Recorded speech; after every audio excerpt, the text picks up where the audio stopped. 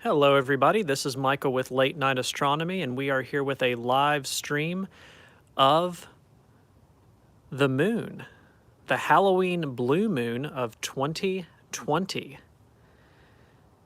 This is a fairly rare thing. No, the moon is not a different color, but this is the second full moon that we have had in this month of October, finishing it out with October 31st. I'm here outside with my telescope, the Orion XT8 Ion telescope, with a 12.5 millimeter eyepiece in. We are looking at the moon right now.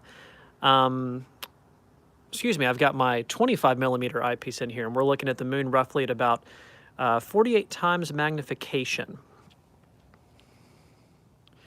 Going to be following along and looking at the moon as we've got some of you all joining us live. Please feel free to join the chat. Cosmos Imager, hello to you as well. Let me know that you're here. Ask questions, talk amongst yourselves, and we can talk about astronomy as we go through this evening. For anybody who is new to the channel, welcome. Please consider subscribing. It is great to have you all here as a lot of people start logging on. Wonderful having so many people here already. Great to see you all here. I appreciate those of you waiting for it to start. I had a few technical issues. We started a few minutes later than I had expected, but it is wonderful to have you all out here tonight. I've got two lunar filters on the telescope right now on the eyepiece because the glare through YouTube Live is typically quite jarring. I do not have fine-tune adjustments here for exposure, aperture. So you're looking at pretty much the raw picture, the raw image here of the moon as we are going through it. Using a blue filter would work very well tonight. Very good. That's true. Paige, thank you. Great to have you watching from Virginia. Beautiful state, wonderful place. Great to have you here. Happy Halloween to you and your family. The moon is bright in Topeka, Kansas. I'm sure that is true. Thanks for letting me know you got that going on. If anybody has been out to observe the moon lately, please let me know that. If you've been out to look at it with binoculars or with your telescope, that would be wonderful to know as well, as we've got more of you coming online.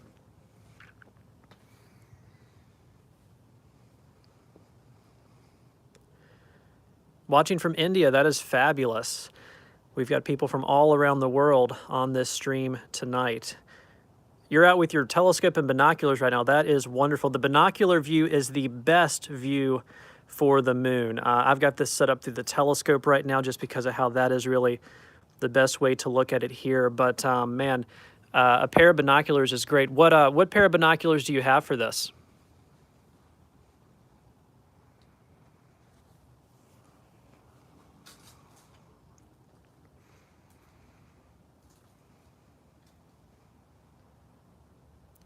The telescope that I'm using right now is the Orion XT8I. It's an 8-inch reflector, 8-inch Dobsonian telescope.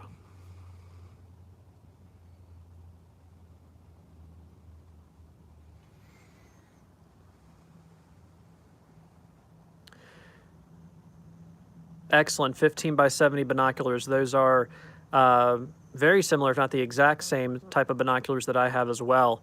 The camera that I'm using here is the iPhone 10. I've just got the iPhone set up to an eyepiece adapter, and the camera of the iPhone is right over top of the telescope. Got a number of you logging on here. This is excellent, a good number for us tonight. If you're joining us for the first time, I'm Michael with Late Night Astronomy. Once or twice a month, we'll come out here and do some observations and imaging together of the moon and the planets, typically for the scope that I have set up. Some of you I see are using a blue filter to make the moon blue. That is an excellent way to go about making it a true blue moon tonight. I like that. That's a good technique. That's a good idea. The moon is obviously one of the best objects to view to get into astronomy. Sometimes it can get in the way if you're looking for deep sky objects or if you're looking to observe or image those. But man, if you're just getting into the hobby or trying to get someone into it, there's nothing better than a telescope and a pair of binoculars to look at the moon.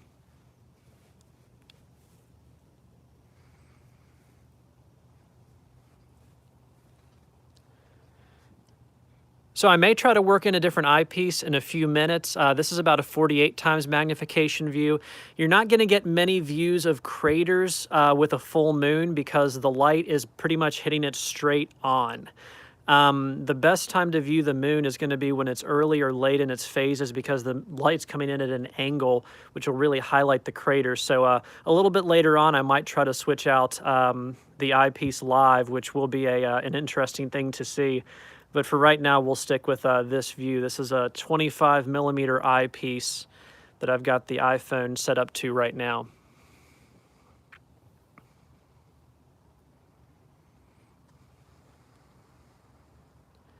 Great to have you all here. If you don't mind saying hi to the group, would like to get to know you. If you got a question about astronomy, sharing information on any equipment that you have, whether you are a visual observer or whether you do imaging, all types of people are welcome here. If you are brand new to astronomy or if you are a veteran in the hobby, ask questions, share your information.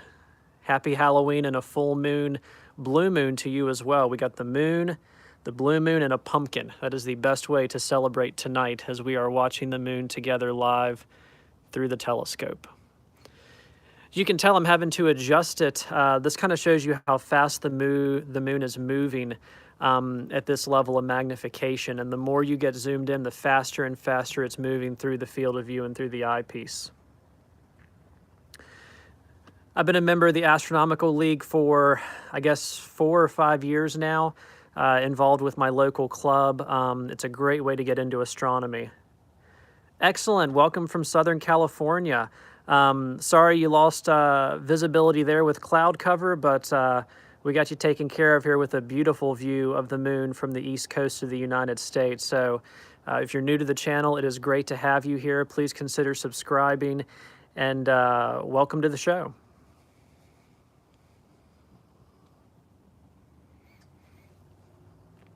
But yeah, back to the Astronomical League.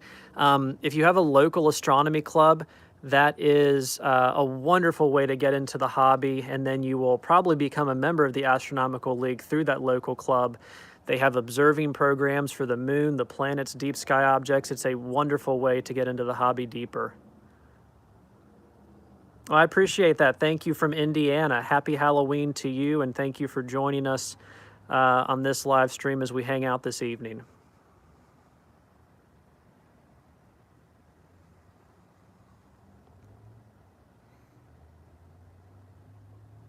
Would you mind bringing me the eyepiece that is on the table that I was going to use originally?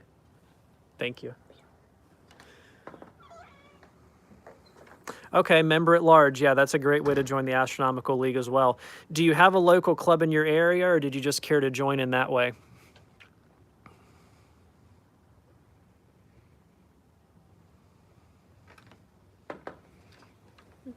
Thank you.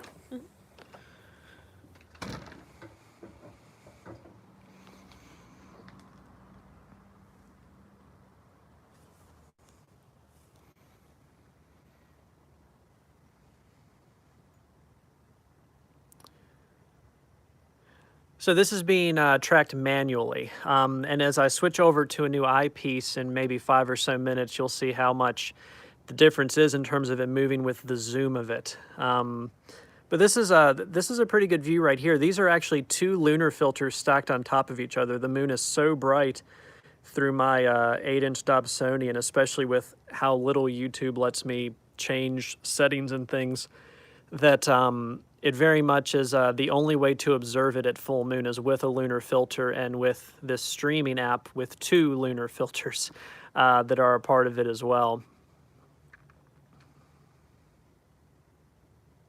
Sure, that's a good point. The local club that I'm in here, we've been meeting virtually through Zoom for the past 6 months now. We may be attempting our first social distance astronomy outing, 10, 15 feet apart, open field, in the next couple weeks. Got a number of people logging in right now. You can actually see the moon moving towards the edge of the eyepiece and out of the field of view, so I will just nudge it right back here, right back into the view that it is. If you're new to the channel, welcome to Late Night Astronomy. My name is Michael. I would appreciate your support and your subscription if you like this content. We've got a lot of the regular folks here that are hanging out, and it is always excellent to talk with you all about astronomy. Other than the moon tonight, has anyone been out for observing or imaging for any planets or deep sky objects over the past month? What have y'all been doing for observing reports?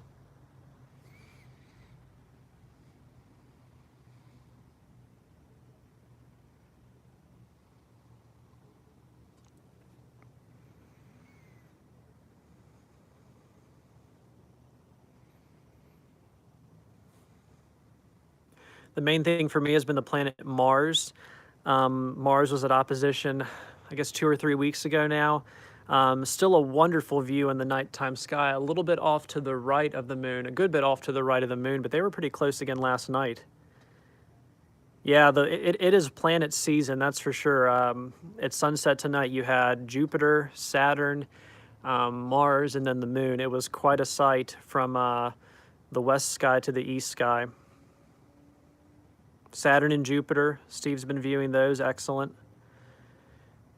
Yeah, I finished the AL program for the Messier objects almost, I guess, a year and a half ago. That is a fabulous and challenging program that they do.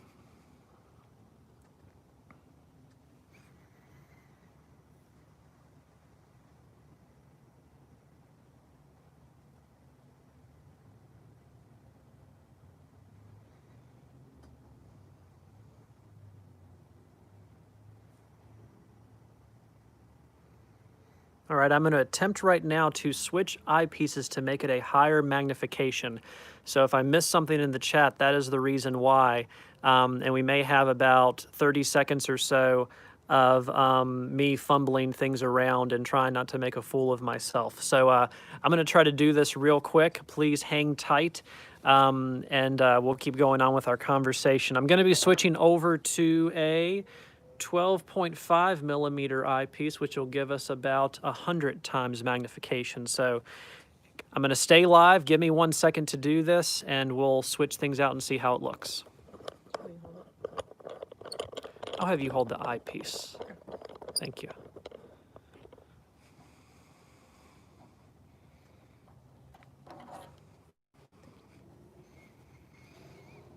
So we got the telescope right there.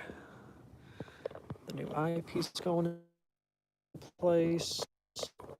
Let's see how this works. I'm gonna have to adjust it a little bit.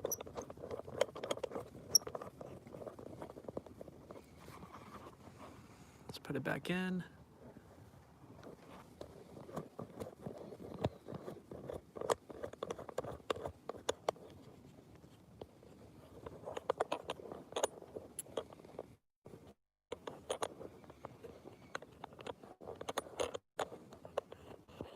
So the eyepiece that I'm switching to is a Zumelle Planetary eyepiece.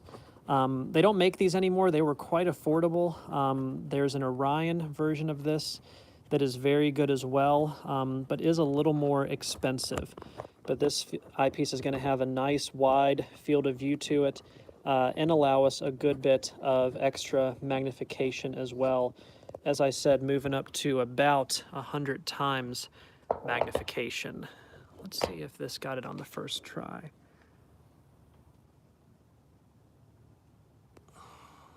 It's a little bit off, so I'm going to adjust now the where the camera is on the eyepiece, and whoa, there we go. Yeah, that's it. Let's see. See if we can focus that a little bit. Wow, okay, yeah. Adjust this a little more. All right, so that is without a filter. And I'm actually really happy with that. I think I might keep the filter off of it. So let me tighten this back into place so that we don't lose my phone in the process. And now we have the moon at roughly 100 times magnification. Let's adjust that a little more that way. Yeah, that's good. I'm happy with that.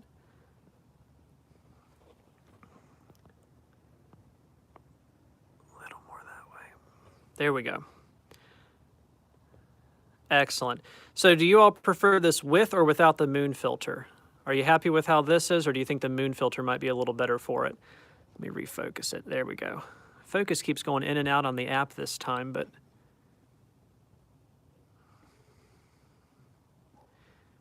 that's not bad. If you're just joining us, this is the moon at 100 times magnification, and we will just kind of keep this raw image here of the moon. A little bit later on, in 5 or 10 minutes, we might even switch to another eyepiece. I might have my wife Lauren run in and get that in just a little bit to zoom in on it even more. So, yeah, that is an incredible bright view of it. And we got some fireworks going on in the background to celebrate Halloween. That's interesting. That's a great way to do it, isn't it? Okay, since I got a shout out, can I ask a live question? Yeah, ask a question. Okay, so why, because I'm not in astronomy, I don't know as much as probably most people on this channel, but why is it called a blue moon tonight? It's a very good question, Lauren. So the way we use the term blue moon today means that it's 2 full moons in 1 month. So It's made of cheese. it's made of cheese. Blue cheese. It's made of blue cheese That's tonight. That's Yes, all I need. the moon is made of That's cheese. a It's good made enough of blue explanation for me. blue cheese. We got people answering on the stream. This is a very smart group. So it is the second full moon in the month. Blue moon used to mean something different. I think it was maybe two full moons in the harvest season, which spanned several months. I could be wonder wrong just on why that. it's Correct blue, me. Like why the color blue? I don't know. Maybe because it's once in a blue moon. I don't know. I don't know. Hello. That's a fan of ours, Paige from Virginia. It's good to have her here as always. She's a good supporter of the channel. So one thing I like about zooming in more on the moon is you can tell that the surface of it is not perfect. Look at this edge over here to the left. It is not a perfectly round edge. You can see a little bits of the mountain on the moon poking out. It's the reason why whenever there is a solar eclipse where the moon goes in front of that, parts of it will break through at different times. It is not a perfect sphere. So this is the second full moon in this month since 1944, someone just said. So that is a 76-year difference. I might be off on my math on that, but that's good information. I didn't realize that. So this is a fairly rare event for it happening during Halloween, I believe. Oh, I did not know that, Cosmos Imager. That's excellent. Very good. Oh, we just saw a bat go in front of the moon, or a bird. Either a bird or a bat, yes. If it's Halloween, we're going to say bat. Amy, great to have you here. We've got some more people logging on, which is excellent. The next time we'll have a blue moon will be in 2039, as we're just hearing. For those of you all just joining, we've got some more people coming on here, which is excellent. My name is Michael, and this is Late Night Astronomy, and you are looking at a live view of the Halloween blue moon.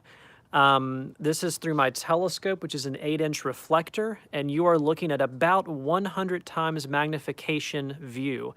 I have my iPhone hooked directly up to the telescope, and you are seeing pretty much exactly what I would see through the telescope if you were looking at it through your own eyes. Ted, great to have you all here. I appreciate you all introducing yourself. We've got a good discussion going on here. We've got a good number of people on tonight. What telescope do you have? We've got someone here who also is out observing and watching at the same time, which is exactly what we want. More people out observing, more people out imaging. Next blue moon on Halloween will be visible to most in 2039. Johnny, thank you for that information. Ted, you are more than welcome. I try to do these live streams at least once a month. With the setup I have now, the moon and planets are the easiest thing for me to image. But like I said, this is just the raw live view that you would be seeing if you were here with me tonight. As y'all are coming in and as we have more people joining, this is the full moon that we have here. Okay, we've got some imaging of the Andromeda galaxy. So Andromeda is on my target for the month of November or December for imaging. Paige, if your husband is pausing a movie for this, he is a good man. He is, I'm assuming you made a good choice. He is a keeper. So it is great to have the support of you and your husband here tonight. I appreciate that. Got a lot of new people here this evening, which is excellent. It's always a nice mix of regular people that join the channel who we have, our loyal subscribers and new people. So it's wonderful to have you all out here, however you came across this video from the Google algorithm and YouTube. Okay, so we've got Uranus near the moon tonight. I have not observed that planet in quite a long time. I've barely been able to make out a disk on that planet. Very, very rarely. But that's a planet I've only observed maybe 4 or 5 times in my whole life. So I don't know if it would be hard to make it out tonight with a full moon, but it is coming around fairly close to that object to be able to see it. Yeah, Uranus and Neptune are tough. You can make out the color of them. If you're doing 200, 400 times magnification, you can maybe make out a very, very small disk of them, but you've got to have eagled eyes and very good optics and good seeing conditions. Lauren, would you mind going in and getting the other planetary eyepiece to zoom in a little more? What's the number on it? It's the 6mm eyepiece, please. Should be in the kitchen. Abby, great to have you here. Thank you for your support as well. I hope you and your family are doing well on this spooktacular Halloween night. As more and more people join us, you are looking at a live view of the full moon, a blue moon going on for the month of October, the second full moon of this month.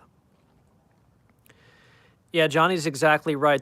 How bright Jupiter, Saturn, and Mars were, kind of following them all on a line to the full moon. It is lunar and planetary season right now. Yeah, the jagged surface of the moon is incredible. And we're going to zoom in on that a little more in a few minutes. Thank you. When we hit the 25-minute mark, I'm going to fumble around again and take a look at things. But we've got a good number of people coming on here. If you all could help me out a little bit and hit the like button on this, if you wouldn't mind sharing it and subscribing to the channel. No pressure either way on doing that, but doing simple things like that really help me out here in terms of getting astronomy out to more people and getting support for my channel out to more people, to be honest with you. And as I said, that 4 of you just hit the like button instantly. It popped up, so y'all are very loyal. I appreciate that. We're up to about 30 people live right here watching this, and we're about 20 minutes into this stream, and it is wonderful to spend some time with you all tonight on this Halloween.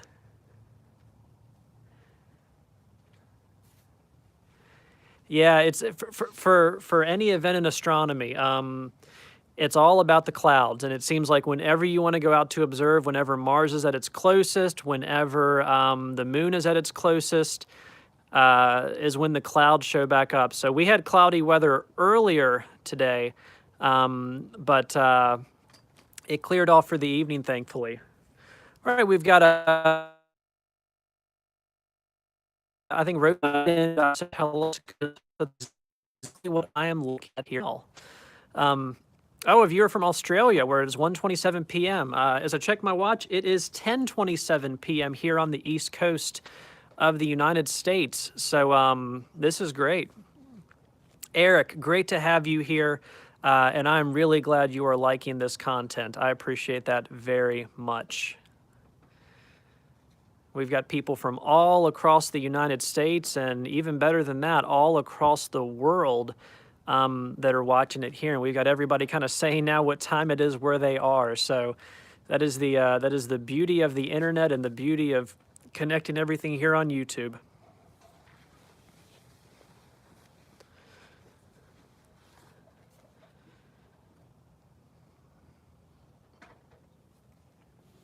All right, so in a minute or two, I'm going to switch the eyepiece again. And if you weren't here last time when that happened, again, as everybody's saying what time it is where they are, I love that. It may take me about a minute or two to do that.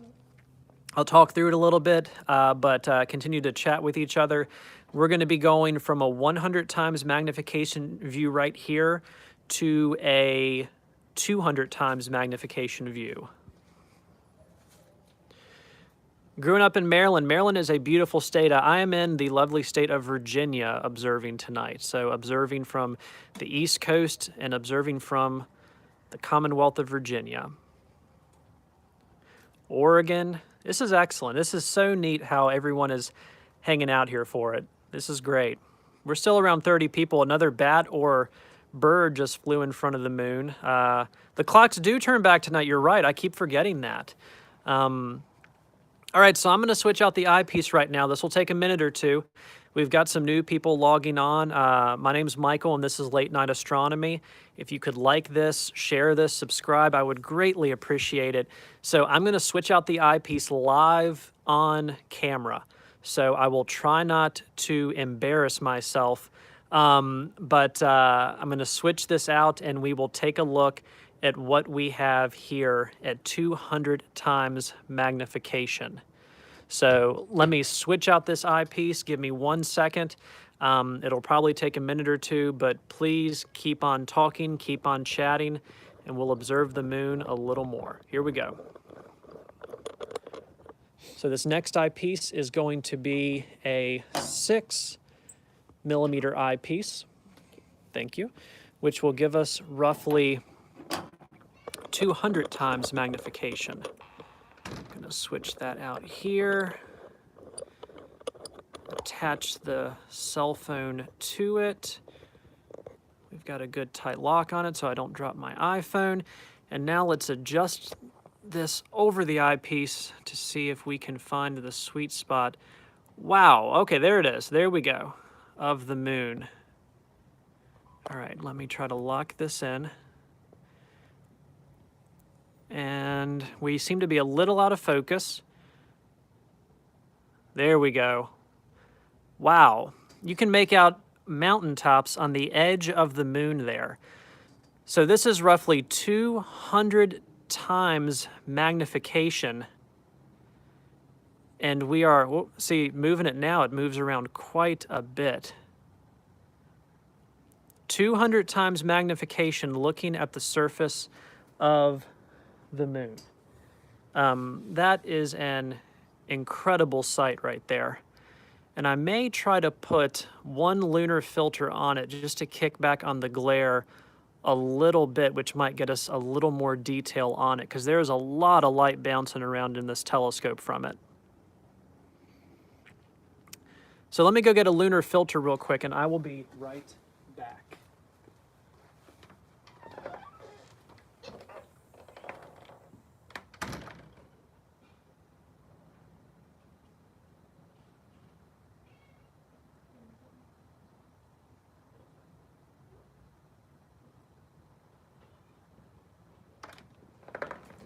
All right, and I am back. So I'm going to put a lunar filter on this that will hopefully kick back a little bit on the glare of it, and then we will explore the outer edges of the moon and look at some mountains that are poking off of the side of it. All right, put the lunar filter into the end of the eyepiece. Put the eyepiece back in the telescope. And there we go. That's a little more of a manageable view. That's a little bit better. It's very hard to move it without it jumping around too much. All right. So here we go. We've got a corner of the moon here at about 200 times magnification. And we are looking at it moving across the field of view at a pretty good rate right here. Any questions that you all have about the moon or anything with astronomy? Got a lot of people here who would like to answer them for you and just talk about it. There we go, that's good. A little more. All right.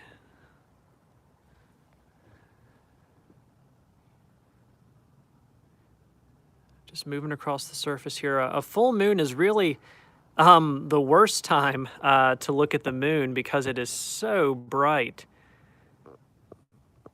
But pretty pleased with how this is looking at this magnification and what we have going on here. It is, you can see how fast it's moving. So we started out at around 48 times magnification, and then we went to about 100 times, and now we're at 200 times magnification. This is an iPhone attached directly to the eyepiece. So I've got my 8-inch telescope, I've got a 6mm eyepiece, and that's given us 200 times magnification, and I've got my iPhone held in place hovering over the eyepiece. So this is literally very, very similar, if not the exact view of what the moon would look like if you were looking through my telescope right now with a lunar filter on it. And like we were saying, the imperfections along the moon, very much cool to see. You can actually make out some good craters there at the bottom. You can see how it is not a perfect sphere, how there are little things poking out and mountains poking out. See a little bit of the shadow of it, even on the farthest extremes of it for a full moon. This is, again, not the best time to look at it through a telescope, but for a live stream and with a lunar filter on it, it's a pretty clear night here too. There isn't much happening with the atmosphere. This is a very solid, stable view of it. And we have had 32, 34 people here for quite a while, and it is wonderful to hang out and spend time with y'all tonight. If you're just tuning in, this is Michael with Late Night Astronomy. This is a live view of the moon at 200 times magnification through my telescope. It is great to have you all here tonight, and we've got a good conversation going on and a lot of people hanging out just to talk about the moon as we have the lunar surface and the craters moving across the field of view here. You look at these impact craters, you look at these different land features that we have, the colorization of it, it's incredible. Someone had asked about deep sky imaging. I do deep sky imaging, and I'm going to be producing more videos about that as we enter 2021. My primary focus over the past 3 to 6 months has been on the planets and the moon, but I am going to be doing some imaging coming up with my DSLR camera, my tracking mount, and all kinds of different things. I've got plans to image and do videos for the Andromeda Galaxy, Pleiades, and the Orion Nebula, just starting with the biggest and the brightest, and then working my way through there and learning about it as I try to share my experience with you all. Chris, it is great to have you here. I appreciate you saying hi and joining us.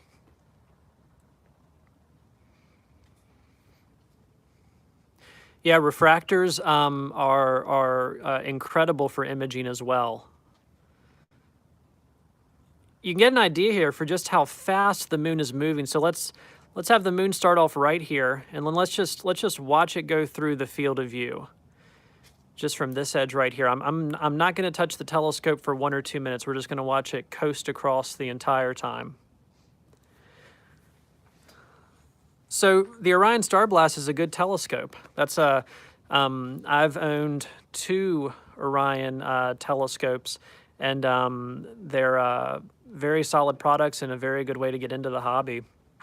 So for my deep sky imaging, I will not be using this telescope. I use this telescope for the planets and for the moon, but for deep sky imaging, I'll just be using my DSLR camera, a camera lens, and a tracking mount. But it's a very, very different type of imaging than the planets. It's actually the exact opposite of it.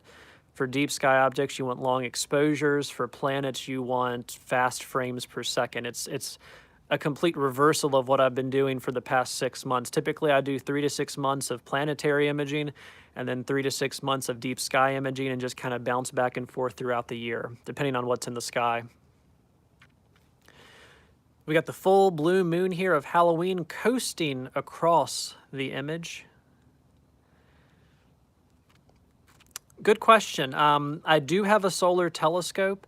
I bought it around the time of the Great American Solar Eclipse, North American Solar Eclipse, and it's a pretty inexpensive one, but it's safe and it's good to use, and I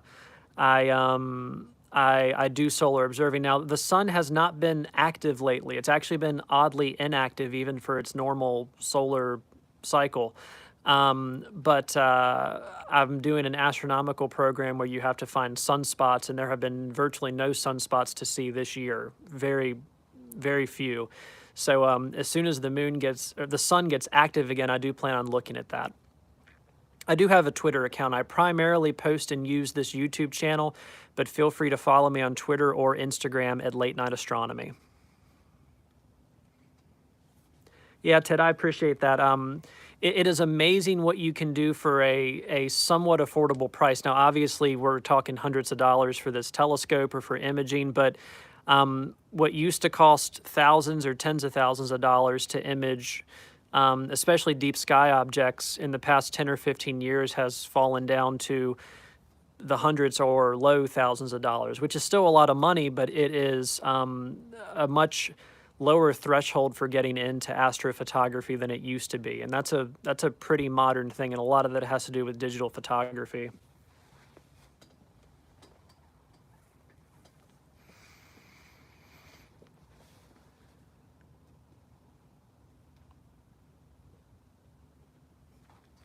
Binoculars, I think, are the best way to get into astronomy. You can get a solid set of binoculars for $50 to $75. I've got a video on those, not to plug my channel, but we're on my channel, so I'll do that, that I put out about 2 months ago, talking about the ones that I use. So yeah, binoculars are excellent for the moon. They are excellent for the planets. You have to know your expectations. The planets are going to look quite small through them, but if you're working with 1525 magnification, you can still make out the moons of Jupiter, a little bit of a hint of the rings of Saturn, but the moon through binoculars is incredible. And constellations and stars look beautiful with binoculars as well. It's wonderful to hear that a number of you all are out here actually imaging and observing the moon while we're watching it together. So if y'all have got your telescope set up, if you've got a pair of binoculars, go outside, observe it. We can all hang out together, socially distance over YouTube, and enjoy this blue moon. Again, this is a 200 times magnification view of it through my telescope. If you're just joining us, this is Michael with Late Night Astronomy. I would greatly appreciate it if you would at least like this video, but please consider subscribing to this channel. Got a lot of content dealing with astronomy and astrophotography planned for the rest of this year and into 2021 as well. It's been a great year, and I appreciate the support of all of you.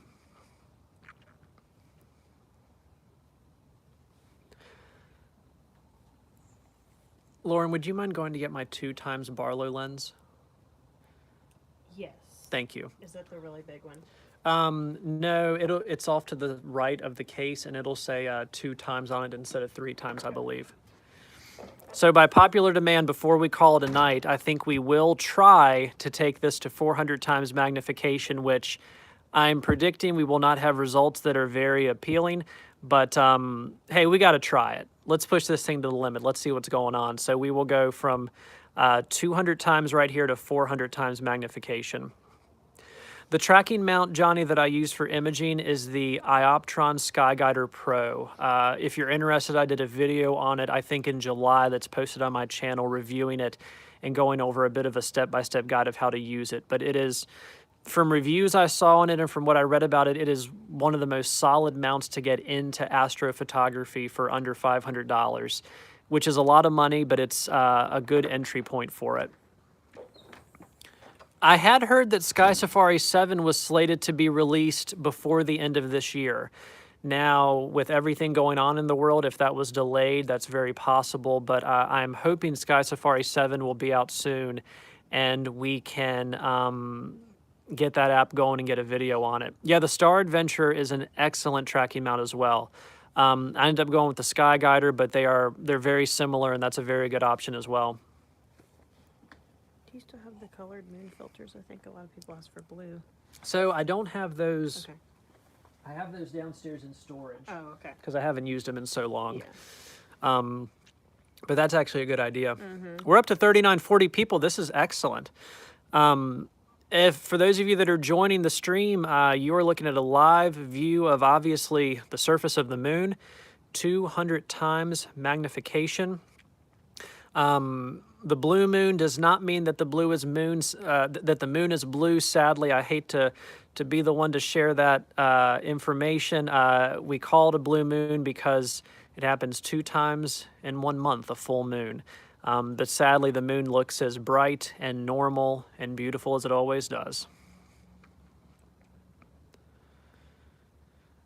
All right, so just for our own curiosity, let's put a 2 times Barlow on the setup that we have here and see how this is going to look with that. So give me 1 second here, and I will be taking the eyepiece out of the telescope and we'll be putting in a 2 times Barlow to have it go up to 200 times magnification by popular demand.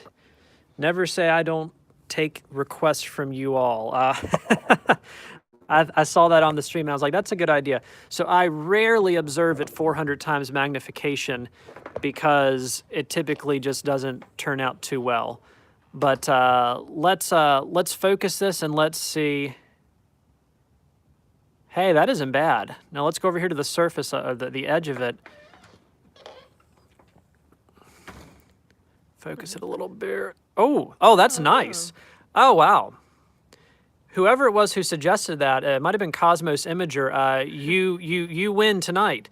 Look at the mountains poking off of the edge of the moon. And look how much faster the moon is moving now as well. You can also tell that I need to clean my lenses as well. The moon does a good job of showing all imperfections. 400 times for the win. I had not considered that, and that's kind of the whole point of us being out here tonight is just checking out things. So, wow, this is really cool.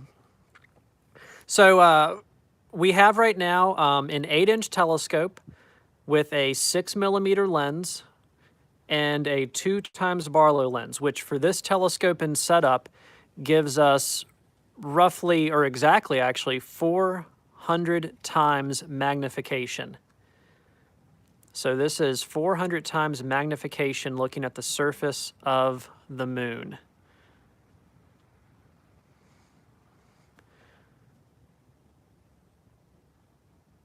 That's the incredible thing is even at this magnification, the craters that we're able to see are still miles wide. It takes a lot to resolve the surface of the moon. Yeah, the moon will always show you how clean or unclean your lenses are, and Barlow lenses. You can be looking at the dimmest things in the sky, but as soon as you look at the moon, it will show every little smudge that you have. Lauren, could you hand me that moon filter again? Yep. So let me try putting the moon filter back on just to see if we can get a little more contrast with this, just out of curiosity. Man, that bottom left, where's it upper right? Because I'm looking at it through the mirror here. The view we have of the moon right now, this is very, very nice. Thank you. Mm-hmm. So I'm going to take out the eyepiece one more time just to put a lunar filter back on this, but this shouldn't take too much time as long as everything holds together. I should start getting like elevator music. I know, that would be good. I didn't actually change too much, so that's all right. That collection of craters right there looks like 2 eyes and a mouth. Looks like someone had like a surprised face or something. There we go. Okay, so that's for 400 times magnification. I'm pretty happy with that. It literally looks like someone has a surprised expression on the moon. Look at that one, Lauren. Mm-hmm. You see it there? Yeah. It's like someone was shocked to find something out. Shocked about the blue moon. Exactly. It is so enjoyable getting to hang out with you all, and I love seeing the conversation going on with those of you who have been into astronomy for a while and those of you who are new to astronomy. Yeah, Johnny Bravo, that is exactly the face, is the emoji that you just sent. You're exactly right.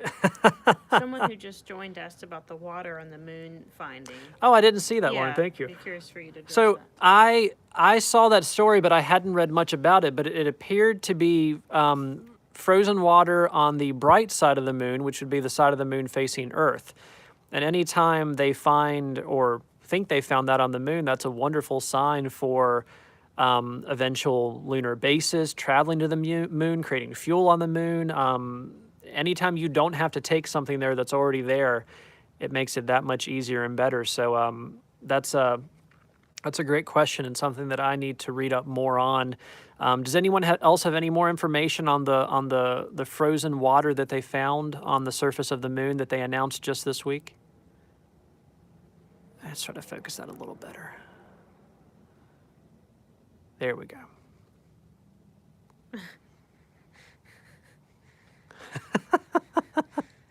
We have 44 of you on right now. We've been on here for 45 minutes, and we're going to keep going for a good bit longer. If you're just joining us, whether you're new to the channel or not, my name is Michael, and this is Late Night Astronomy.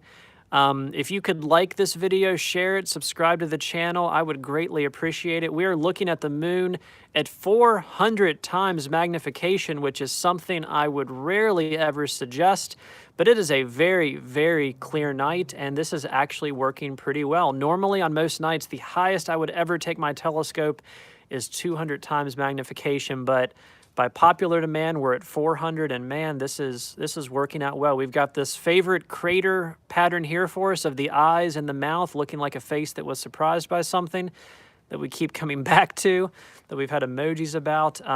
It could be. Yes, Blue Moon ice cream, Blue Moon beer. There are many different ways that we can celebrate the blue moon here tonight. I like keeping it on the edges of the moon at 400 times magnification. Like I said earlier, you can really see just how it is an imperfect surface. Oh, lost it right here. How it is an imperfect surface, and you've got the mountain ranges, the edges that just kind of poke out in different ways, much more than you would think just looking up at it with the naked eye, where it almost looks like obviously a perfect sphere. So the moon right now is moving behind my tree, so I'm going to try to move the telescope in this setup just by kind of scooting it over just a little bit. So things are going to bounce and jump around, and that sounds worse than it actually was. And let me put the moon right back into view here so that we are looking at the moon and not my tree in the backyard. There we go again. Very good.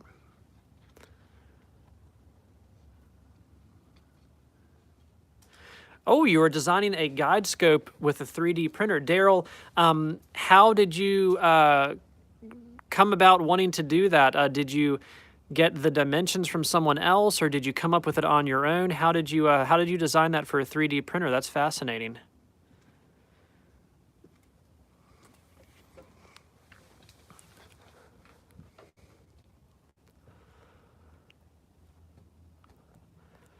And while Daryl's answering that question, I'm going to see if I can focus this a little bit better. It seems to be going out of focus for some reason. There we go. At least on my end, that looks a little bit better. All right, let's just let the moon coast across the field of view one or two more times before we call it a night. Seems to be overexposed right now, but that should correct itself with the YouTube app. There we go. We've got the moon moving across. You can see how fast the moon moves through the nighttime sky. So the moon moves at a faster rate than the background stars, which is why throughout the night the moon can sometimes go in front of a star and kind of block it out for a little bit. It's a neat thing to see that. Every now and then the moon and the planets will be really close to each other. But at 400 times magnification right here, we have the moon coasting along quite well. I really appreciate 40 of you liking this video. That is a great thing for my channel, and it really helps out a lot. Daryl, that's incredible. That's a lot of trial and error. I'm not sure if you're subscribed to the channel or not, but please keep me updated on how that goes for you. I have not used a guider scope for my imaging setup. I haven't really needed it at this point, but that's a very unique way of trying to solve that problem, so that's excellent. Good for you. Like I said earlier, the best time to actually view the moon is hardly ever when it's a full moon. But the Halloween blue moon was such a rare thing, I thought it would be a fun thing for us to hang out. But most of the time when I'm observing the moon, I like to look at it right after sunset when it's in its early phases. Maybe early in the morning when it's at its late phases, but typically around a full moon is when it's just the brightest. And you're not going to get a lot of depth or detail out of it, but it is... It's quite a beautiful sight tonight, though, that's for sure.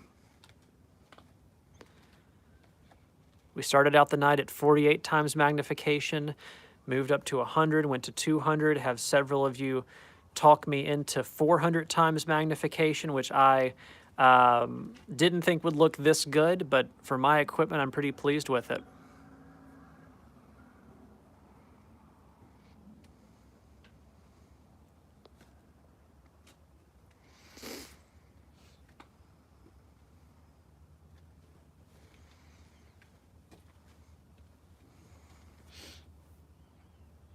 Chris, I appreciate that. You've been here for quite a while watching the video, and I hope you've enjoyed it. And I think, Chris, you might have said earlier you had a telescope or were out with a telescope. So excellent to have you in the astronomy hobby, and I appreciate you watching this and supporting the channel.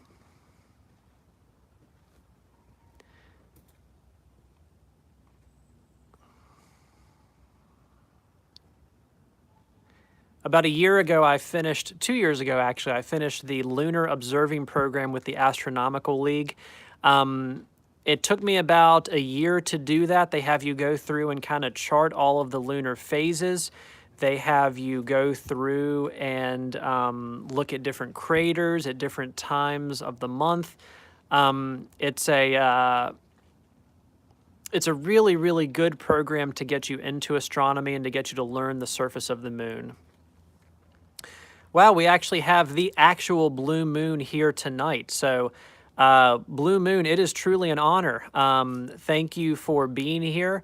We are enjoying watching the blue moon tonight. So, the fact that out of all the live streams tonight of the moon, of which I'm sure there are dozens, I appreciate you choosing Late Night Astronomy as your live stream of choice. That means a lot to me and a lot to the channel. Thank you. Ted, I appreciate that. Thank you very much. It's been wonderful building this channel. It's been wonderful building this channel over the past year, and I've enjoyed getting to know you all and building a small astronomy community here on YouTube. Yeah, Blue Moon, don't take it personal, okay? We're not trying to be nosy. It's just a pretty rare thing that we have a blue moon, especially on Halloween. And you are a beautiful sight for the eye. So see it as a compliment that 35 people are live streaming you right now on YouTube.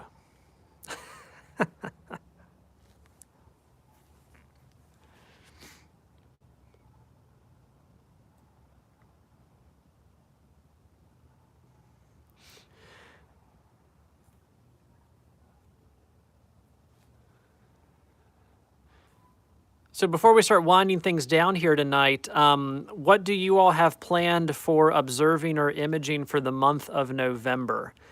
I'll talk a little bit about myself, and then please feel free to share in the chat. I will be hopefully starting to image the Andromeda Galaxy and the Pleiades star cluster. So I'm going to be using the month of November to switch from planets to deep sky objects for observing, but mainly for imaging. And I hope to slowly start putting out hopefully 1 or 2 videos a month, kind of going through that process and explaining the steps that I take on it. But what does November look like for you all for observing or imaging? What do you plan on looking at, and what equipment do you have to look at it with?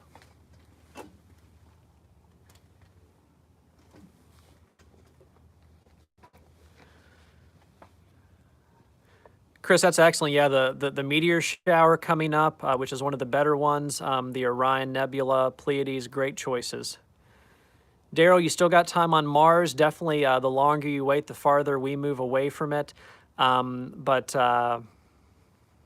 But Mars is still a great target for especially the next couple weeks.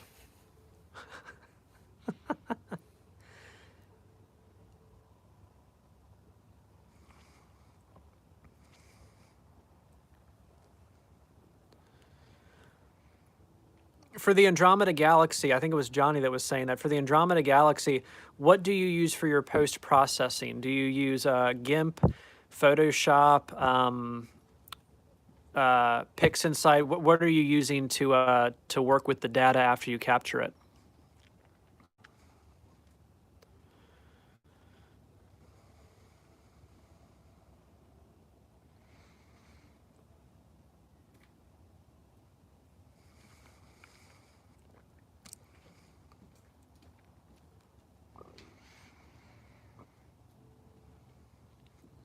continuing the Messier hunt.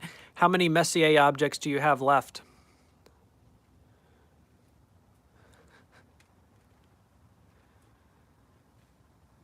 Excellent, Johnny. That's a great imaging setup. I recently switched from GIMP to PixInsight. PixInsight was expensive, but it's a one-time purchase, which is why I preferred it over the subscription of Photoshop. I got some great results out of GIMP when I first got into imaging. That's a great tool that is free and is updated all the time. Steve, those are still great targets for the next month or two, and they're going to be incredibly close together at the end of December. Jupiter and Saturn, I think on December 21st, will be able to be visible within the same field of view of less than a degree. It will be very close for that conjunction. I think someone asked if you could capture Andromeda with mobile. Oh, good question. I have seen people do that. I have never been able to figure out how to do that with a cell phone. A DSLR has been my entry point into the Andromeda galaxy. I would always say test it out, see what you can do with it, try to take a picture of it, try to do a long exposure of it with the phone you have. The phone cameras get more and more incredible every year from all the companies, but I have not been able to figure out how to do that with results that I...